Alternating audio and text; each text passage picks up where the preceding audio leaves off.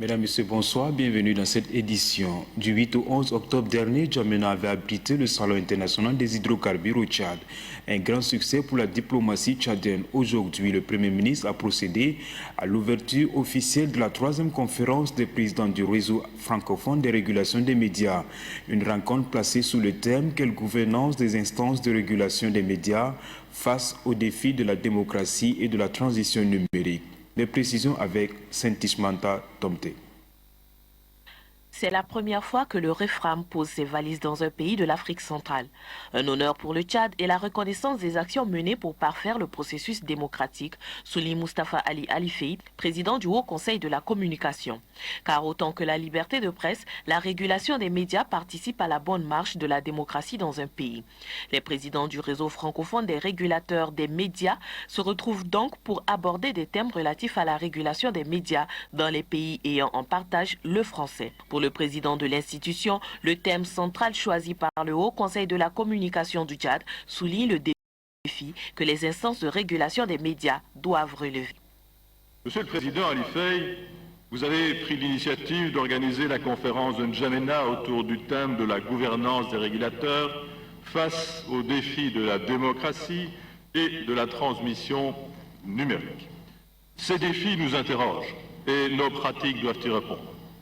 Même si nous sommes réunis dans un réseau international, force est de constater que la régulation reste nationale et régionale.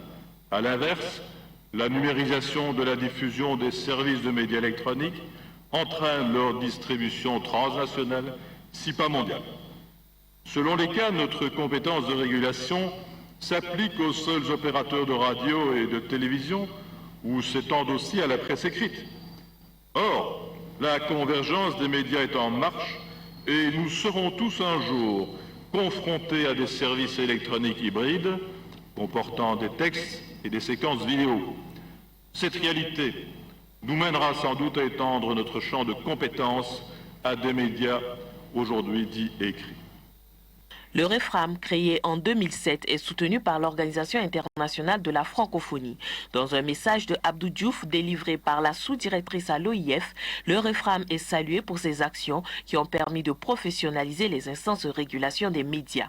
Le Premier ministre Dimrangardad Nadi Joseph, qui a ouvert les travaux au nom du chef de l'État, a appelé les présidents du REFRAM à mettre à profit la conférence de N'Djamena pour revisiter et actualiser les principes de régulation des médias. La conférence des présidents va durer 2 jours. À la fin des travaux, le Haut Conseil de la communication du Tchad prendra les rênes du REFRAM. Le message du président de la République délivré par le Premier ministre lors de la cérémonie d'ouverture de cette conférence reconnaît le rôle important joué par les instances de régulation des médias. Un message qui exhorte les instances de régulation à plus de détermination dans l'exercice de leur métier, suivant le chef du gouvernement recueilli par Saint-Ishmanta Tomte. Ce forum, dont l'importance pour le présent et l'avenir de la régulation n'est plus à démontrer, consacre les efforts fournis par les uns et les autres en matière de défense de la liberté de presse et d'expression et des droits de l'homme. Aujourd'hui, alors que se tient la 3e conférence des présidents de REFRAM à N'Djamena, nous sommes fiers du chemin parcouru. Je suis heureux de constater que le thème que vous débattrez, à savoir quelle gouvernance des instances de régulation des médias face aux défis de la démocratie et de la transition numérique, intègre parfaitement nos préoccupations. Vos assises actuelles sont cruciales pour l'avenir de la régulation des médias, car celle-ci est à la croisée des chemins quant à son indépendance et à son efficacité, compte tenu de l'évolution de la démocratie et de l'événement du numérique et de ses exigences. Chaque instance aura besoin de se renforcer et de passer du rôle de régulateur passif à un rôle d'institution publique déterminée à faire croître dans nos États la saine expression plurielle des opinions.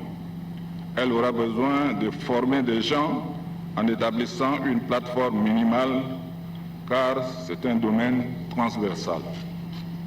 Aujourd'hui, les instances de régulation des médias sont confrontées au grand bouleversement que connaît le monde des médias. La convergence croissante Et l'internationalisation constante des acteurs médiatiques rend en effet nécessaire les échanges entre les instances de régulation afin de répondre efficacement aux défis permanents qui se présentent à elles. En marge des travaux de la 3e conférence des présidents du réseau francophone des régulateurs des médias, le Premier ministre, chef du gouvernement Joseph Djibranga Dadnadji, a reçu en audience le président du Premier ministre, le représentant du Premier ministre burkinabé autant pour moi. Au menu des échanges, la coopération entre le pays de Toumaï et le pays des hommes intègres, Assira Napatingar. Le Burkina Faso et le Tchad, deux pays appartenant à plusieurs organisations sous-régionales et unis par des liens séculaires, se concertent de temps en temps sur des questions d'intérêt. C'est dans ce cadre que le Premier ministre, chef du gouvernement, Joseph Djibranga Dadnadji, et le ministre burkinabé de la communication et porte-parole du gouvernement, Alain-Édouard Traoré, représentant le Premier ministre de son pays, Béyon Adolphe Thiaw, ont échangé sur les différents chantiers de coopération qui existent entre leurs deux pays. Au sortir de l'audience, le ministre de la Communication, Alain-Édouard Traoré, s'est confié à la presse en mettant en exergue la solidarité et la fraternité. S'agissant de la candidature du Tchad comme membre non permanent du Conseil de sécurité des Nations Unies, le ministre burkinabé de la Communication a déclaré que son pays ne peut que soutenir cette candidature. Nous pensons qu'aujourd'hui, le Tchad a fait montre de beaucoup d'expérience et de beaucoup d'adhésion aux préoccupations africaines. Je pense que les récents événements dans la sous-région et l'engagement du gouvernement et du peuple tchadien montrent le degré justement d'engagement de ces pays et de ces peuples pour porter les préoccupations du continent africain. Et donc, dans ce sens, le Tchad, pour nous, peut être un bon candidat et un bon représentant du continent africain. Et c'est une démarche que nous soutenons. Précisons que le ministre burkinabé de la Communication était le représentant de son chef de gouvernement à la 3e conférence des présidents du réseau francophone des régulateurs des médias qui a ouvert ses travaux ce 14 octobre 2013 dans notre capitale.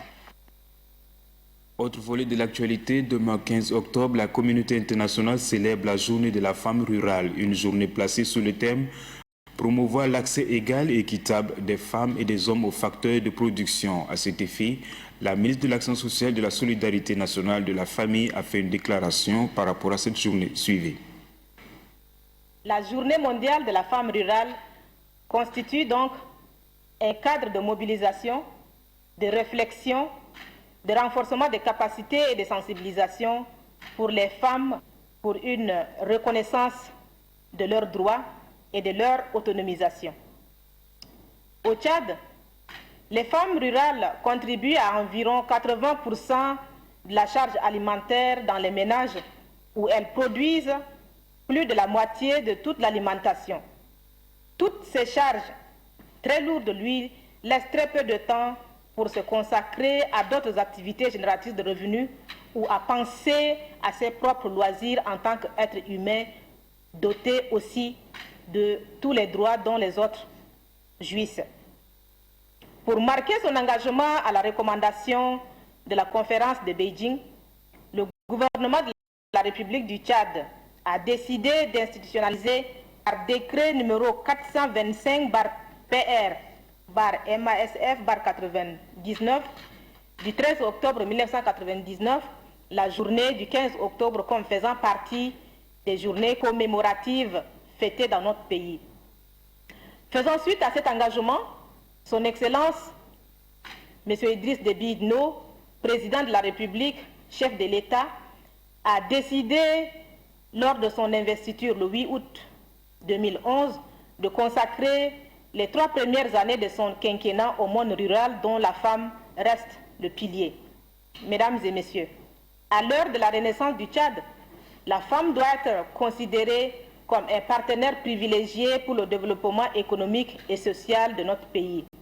Cependant, tous les efforts déployés par le gouvernement et les acteurs de développement pour l'équilibre du monde rural ne permettent pas encore de relever tous les défis pour l'amélioration des conditions de vie de la femme rurale. Face à ce constat, le ministère de l'Action sociale, de la Solidarité nationale et de la famille a retenu pour thème de la 15e édition de la femme rurale comme thème promouvoir l'accès égal et équitable des femmes et des hommes aux facteurs de production. Le choix de ce thème résulte du fait que notre pays dispose d'importantes potentialités économiques, mais il est malheureusement placé parmi les pays les plus pauvres du monde. Et l'incidence de pauvreté alimentaire est de 55% selon l'Ecocide 2. Cette pauvreté atteint plus particulièrement les femmes et celles du monde rural. Par ailleurs, au-delà de leur vulnérabilité due à la pauvreté, les femmes rurales subissent chaque jour toutes les formes de violence basées sur le genre à cause des pesanteurs socio-culturelles très présentes dans la plupart des communautés, amenuisant ainsi les efforts du gouvernement consentis pour éradiquer ces fléaux. D'une journée à une autre, demain, c'est aussi la journée mondiale de lavage de mains. La 6e édition du genre, le secrétaire général du ministère de la Santé publique, Hassan Soukaya, saisit cette opportunité pour justifier le bien fondé de cette initiative. Un extrait de ses propos. L'objectif est de sensibiliser les jeunes et les adultes, bref, toutes les couches sociales avec un accent particulier en direction des élèves, sur la nécessité de se laver les mains à l'eau propre et au savon au moment critique de la vie afin de prévenir les maladies liées aux mains sales. Mesdames et messieurs, chers compatriotes, il suffit d'observer autour de soi ou de se remémorer ses propres habitudes pour se rendre compte que nous ne nous lavons pas toujours les mains avec du savon. Au sortir des toilettes, avant et après avoir mangé, avant d'allaiter le bébé, après avoir nettoyé les selles des enfants, avant de manipuler les denrées alimentaires, après avoir joué, après avoir passé un long temps à l'extérieur où l'on est exposé à toutes sortes d'impuretés. Alors que ce geste assez simple non seulement permet d'éviter les contaminations croisées et empêcher les toxi-infections alimentaires, mais permet également de réduire de 50% la prévalence des maladies liées à l'insuffisance d'hygiène qui sont la fièvre typhoïde, le choléra, la diarrhée, la dysenterie, la conjonctivite, les infections respiratoires aiguës, etc. Chers compatriotes, pour cette année, le thème retenu au niveau mondial est « La puissance est dans nos mains ». Au niveau national, nous célébrerons cette journée sous le thème « Ma santé est dans mes mains ». Les campagnes d'information et de sensibilisation à l'occasion de cette journée devront se poursuivre tout le long de l'année pour créer un réel changement de comportement au niveau de la communauté. Nous lançons donc un appel à toutes les Tchadiennes, tous les Tchadiens et aux partenaires de développement pour qu'ensemble nous puissions conjuguer nos efforts pour atteindre les objectifs assignés à cette journée. Demain, c'est la fête de la Tabaski ou encore la fête de Mouton. À la veille de cette fête, qu'est-ce qui se passe sur nos marchés, en tout dans les marchés de la capitale, avec notre reporter Estelle Abdelkader.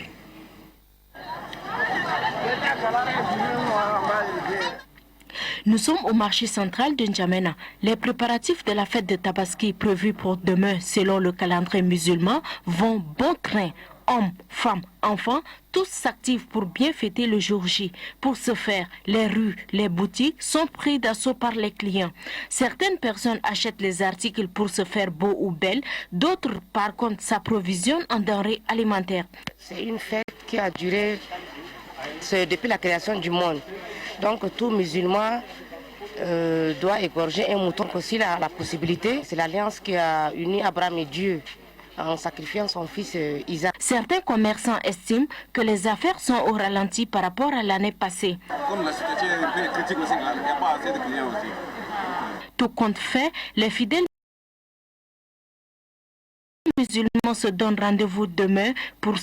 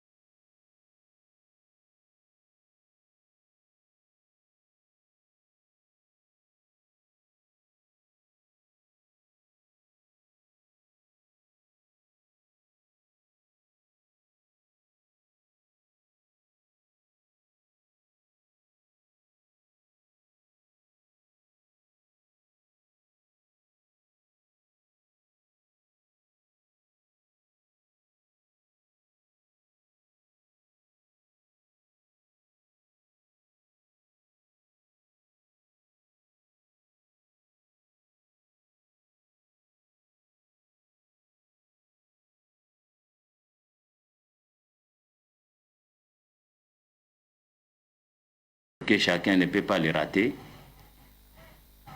Et celui qui n'a pas eu la chance d'y aller, c'est une occasion de jeûner aujourd'hui pour que Dieu lui donne sa bénédiction et lui efface les erreurs de l'année passée et peut avoir la récompense et la bénédiction de l'année prochaine. À cette occasion, la fête de Tabaski, c'est une fête de sacrifice. Et ce sacrifice doit être partagé par les pauvres qui n'ont pas eu la chance de faire eux aussi le sacrifice. Donc, je lance un appel à tous les fidèles musulmans que Dieu leur a donné une richesse, de partager ce sacrifice avec les vulnérables, leurs frères vulnérables, pour qu'ils puissent leur entrer la joie et la fierté dans leur famille, donc pour cette occasion. À cela, c'est une occasion aussi des fidèles musulmans d'effectuer aussi des visites dans les sites des vulnérables. Aujourd'hui, en N'Djamena et à travers tous les Tchad, on trouve des vulnérables. Donc, et la chance, prenez cette chance pour que vous puissiez aller en visite et pour que vous leur donnez donc cet sacrifice ou bien des cadeaux, et donc eux aussi ils peuvent se partager et donc fêter avec les riches et ensemble avec tous les musulmans de ces pays, et que Dieu donc va vous donc donner une récompense et une bénédiction. Nous clôturons cette page avec le communiqué officiel. À l'occasion de la fête de l'Aïd al-Fitr et conformément à l'article numéro 1 du numéro 413 du 30 septembre 1997 portant révision de la liste et du régime des jours fériés et chômés, le ministre de la fonction publique, du travail et de l'emploi a l'honneur de porter à la connaissance des travailleurs et travailleuses des secteurs publics et privés que la journée du mardi 15 octobre 2013 est déclarée fériée et chômée sur l'ensemble du territoire, signé Abdoulaye Abakar. Autre volet de l'actualité, les techniques d'élaboration et de planification des activités ministérielles au sein d'une formation organisée depuis ce matin en N'Djamena par le ministère de l'économie en collaboration avec le projet Profab. Des précisions avec Noubadoubaï Talomadi. Initiée par le projet d'appui à la formation des agents de l'administration publique, cette formation vise à renforcer les capacités des agents en technique d'élaboration et de planification des activités ministérielles.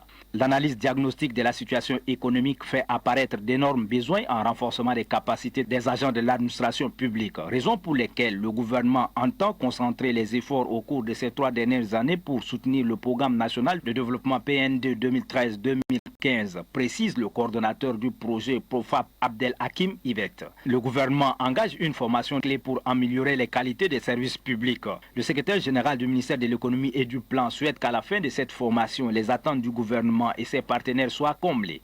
Durant les 5 jours de travaux de cette session, vous aurez à cerner davantage les activités de conception, de diagnostic et de planification des programmes de développement, les outils de pilotage et de suivi de programmes stratégiques sectoriels, les techniques de négociation et de communication avec les partenaires financiers, les programmes qui aident l'administration à la modernisation, enfin les techniques de communication avec les usagers.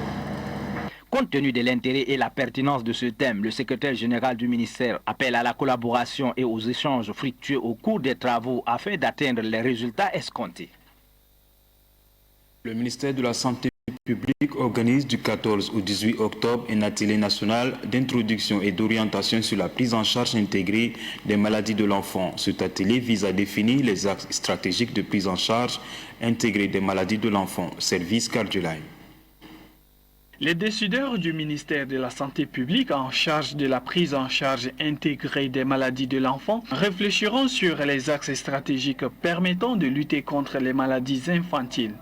Les 5 principales maladies sont les causes de mortalité des enfants, à savoir la diarrhée, la malnutrition, la rougeole, le VIH-Sida, la pneumonie. L'objectif de cet atelier, c'est un peu d'étendre cette stratégie au niveau communautaire.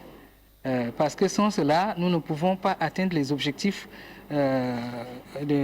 millénaires du développement, parce que sans l'implication de la communauté, ce serait difficile. Vous savez que beaucoup de nos enfants malades sont d'abord pris en charge dans la famille avant d'accéder aux structures sanitaires. Le souci du gouvernement et de ses partenaires est d'assurer un développement sanitaire aux enfants. Le présent atelier d'introduction et d'orientation des décideurs sur la PCMIC communautaire vient donner un nouveau souffle, une nouvelle dynamique à la santé infantile. Je vous demanderai d'être assidus et attentifs aux directives qui vont être données par les experts. La PCME, sous-entendu la prise en charge intégrée des maladies de l'enfant, a été développée grâce à la collaboration de l'OMS et de l'UNICEF. Mesdames, Messieurs, c'est ici que prend fin cette édition. Bonne fête de Tabaski à toutes et à tous.